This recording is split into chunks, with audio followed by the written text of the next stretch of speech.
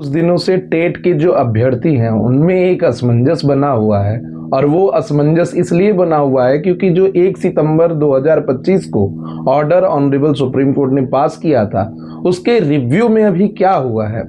तो review petition file हुई थी। ऑनरेबल कोर्ट को ये भी लगा कि इस रिव्यू में कुछ ऐसी चीज़ें छूट गई हैं जिसे हमें देखना चाहिए और उस रिव्यू को देखने के बाद ये भी एक सजेशन ऑनरेबल कोर्ट ने कहा था कि इसको बड़े बेंच को सुनना चाहिए क्योंकि ये मैटर पूरे देश से रिलेटेड है, ना कि केवल एक स्टेट से रिलेटेड है। तो बहुत सारी रिव्यू पिटीशन इसमें फाइल हुई थी, लेकिन सिर्फ 7 ही पिटीशन ऑनरेबल कोर्ट के पास गई थी। उसमें सबसे प्रमुख पिटीशन था स्टेट ऑफ यूपी का, और स्टेट ऑफ यूपी की तरफ से जो रिप्रेजेंटेशन किया गया उसमें साफ तौर पर कहा गया कि हम अपने ऐसे शिक्षकों को जो 2011 के पहले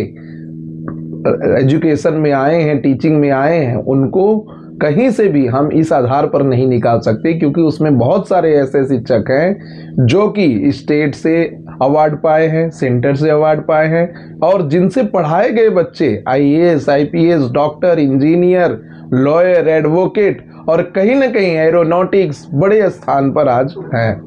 तो जब यह सबमिशन बनाया गया तो उसके बाद ऑनरेबल कोर्ट को लगा कि ये बड़े कोर्ट में जाना चाहिए मैटर और इसमें सच में लीगल वैलिडिटी है और इसलिए रिव्यू को ओपन कर दिया।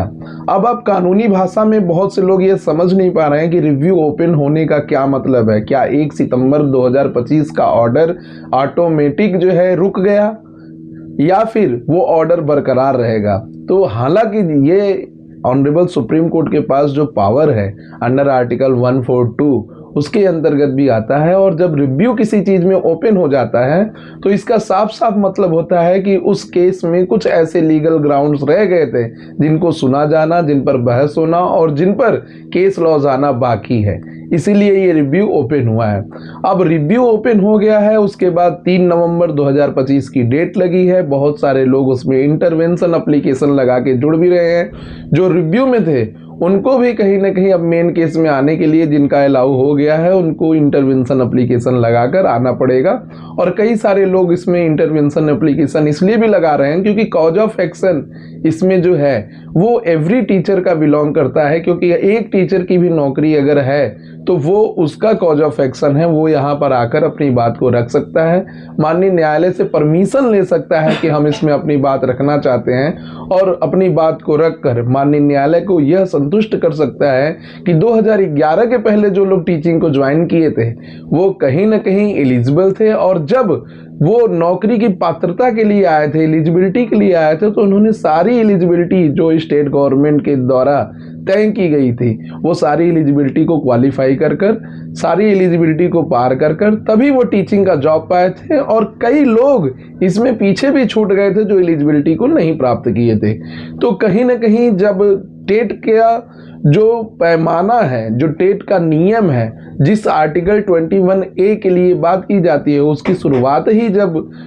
2011 से हुई है, तो ये रेट्रोस्पेक्टिव कैसे इसको यूज किया जाए या कैसे प्रयोग किया जाए। और कहीं ना कहीं जब आप article 21A right to education की बात करते हैं तो right to employment is also a fundamental right of every citizen, इसको भी ध्यान में रखना चाहिए। और सभी गवर्नमेंट को, not only state of UP, सभी 35 राज्यों को इस पर विचार करना चाहिए, इस पर सोचना चाहिए और इस पर अपनी बात अपने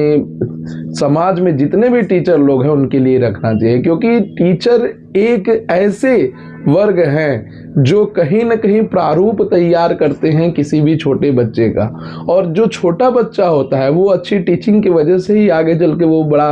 लक्ष्य निर्धारित करता है और बड़े लक्ष्य को प्राप्त भी करता है। तो इसमें सभी राज्यों को आना चाहिए, सभी लोगों को आना चाहिए, सभी संगठनों को आना चाहिए, अपनी बात को रखनी चाहिए और ऑनरेबल सुप्रीम कोर्ट के समक्ष परमिशन लेना चाहिए अपनी बात को रखने का। और यह करने के बाद इनको जो है इसमें शामिल होना चाहिए। तो अभी की स्थिति यही है कि 3 नवंबर 2025 को डेट लगा हुआ है। आप मान के चलिए कि 1 सितंबर 2025 का जो ऑर्डर हुआ है उस पर अभी एक तरीके से स्टे ही लगा हुआ है। और जब ऑनरेबल कोर्ट खुद एक्सेप्ट कर रहा है कि हाँ कुछ ऐसे बिंदु हैं जिन पर बहस होना छूट गया है, तो इसका मतलब कि रिव्यू भी आपके फेवर में जाएगा। आप लोग न्याय पे भरोसा रखिए, आप लोग कोर्ट की प्रणाली पे भरोसा रखिए, आप लोग कोर्ट पे भरोसा रखिए। मेरा पूरा भरोसा है ये केस आपके फेवर में एकदम 100% होगा और आप लोग जीतेंगे, क्योंकि आप लोगों ने समाज में जो योगदान दिया है वो समाज का कोई और वर्ग नहीं दे सकता है। धन्यवाद। जय श्री राम।